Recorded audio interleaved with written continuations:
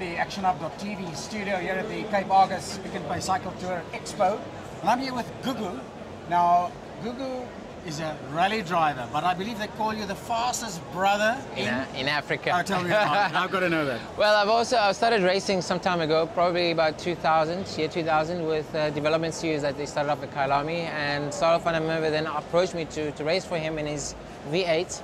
And because I was racing in the fastest formula at the time, someone just called it up and said I'm the fastest brother in Africa. Ever since then, the name has stuck, and since then I've actually grown on and went into rallying, which is out on the gravel, and I've been enjoying it and loving it ever since. What's nice about rally? What's different about rally? You know, the rally, I always say, is control chaos, because you're kind of driving in an uncontrolled area, so to say. You know, the ground that you're driving on is totally different. Every meter is totally different. It's gravel, you're driving blind, you've got a navigator that's yabbering away and telling you which direction to go. So just the adrenaline that just comes with that game, it's just amazing. And you're doing over 200 k's an hour on gravel. That's something else. I've seen that many times, you guys driving with these immense speeds onto a blind corner. Yeah. Fear is not part of your life. Fear is not part of my strategy. No ways, we just pretty much flat out, really. Tell me, okay, but once upon a time, you were just a normal guy out there. Yeah.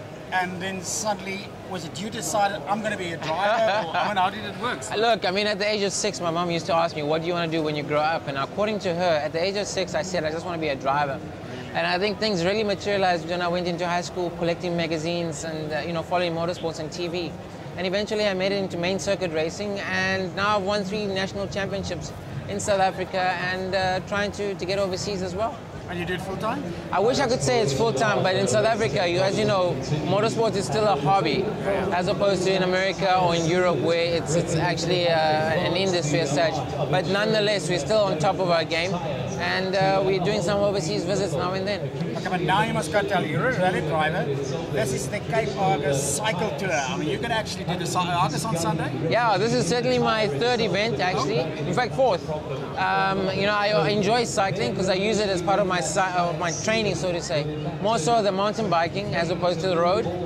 You know, in Johannesburg, riding on the road is a bit dangerous. It's pretty much going kamikaze. But I feel that, you know, when you're on the mountain bike, you're actually out there in nature and enjoying the outdoors. And I think that's the awesome aspect about it. But nonetheless, the Argus is probably the biggest race that we have in the world, and certainly the one that I always want to be part of, and I'm glad to be down here. Now, I mean, I know Janelle de Villiers also does a lot of mountain biking, yes. So people don't really realize it, but fitness is important also for rally driving. No, fitness is important. People think that we just sit in the racing car and we just steer. You know, just the inputs in terms of the hands and the hand-eye coordination is very critical. And I think cycling also helps with that, because obviously you're riding. You're constantly looking ahead and planning as to how you're going to go. You pick your line, so to say. Mountain biking, it's even more critical, and it really helps in terms of reading the road, reading the line, and that's why we actually use cycling as part of our training aspect. Now, how often do you get time to actually train for cycling? Look, I mean, for cycling specifically, it varies, you know, what you're training for. In November last year, I started actually training for the Cape Epic. But what I found is that 3 months is not really enough time to really be in a good shape to actually complete the Cape Epic successfully. But that said, I've used the Cape Argus as always to train up, particularly ahead of my racing season. Yeah. And I try and do as much cycling as I can, probably good 6, 7, 8 hours a week, which is very moderate. It's nothing really. But it depends as to what the goal is and how far it is, you know, between the time that you start training and when the event is. But for us, with the Cape Epic right now, we train very hard. We spend something like 15 hours a week since November. But since we're not doing it, we're doing the Cape Argus at the moment, and that's fine. It's just an hour. You know, it's going to be spend probably 3-4 hours on the bike. You're talking about your 4th time out there. What's special about the Argus for you?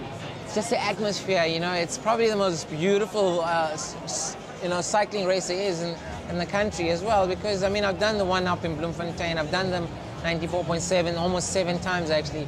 But this race is something very unique about it, and that is the ocean, the atmosphere, and the people around. It's just phenomenal. So you can have fun out there. You know what? You can still have fun in the Cape. The Cape, it rocks. Yeah, you know, and I mean, this is an amazing event. I just wish I had started earlier on in life and actually started cycling then. But number 4 is actually ticked this coming Sunday. Excellent. All the best. I hope it's a great one. Thanks you so for coming much. out here. All the best.